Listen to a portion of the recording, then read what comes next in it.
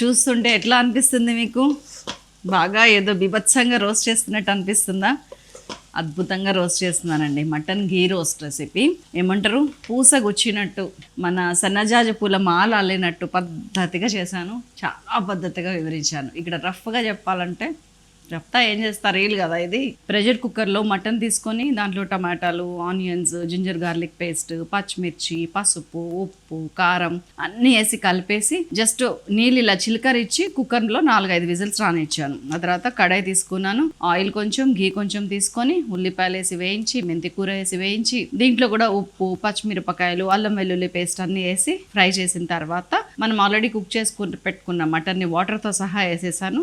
దాన్ని మళ్ళీ మూత పెట్టి ఒక 10-15 నిమిషాలు ఉడికిన తర్వాత గరం మసాలా, ధనియాల పొడి, జీలకర్ర పొడి, కొంచెం ఉప్పు, కారం, పసుపు, మళ్ళీ ఘీ వేసి కొత్తిమీర చల్లి దించేసాను. ఈ అద్భుతమైన మటన్ ఘీ రోస్ట్ రెడీ అయిపోయింది. ఇంకా కొత్తిమీర ఇలా వేస్తున్నా.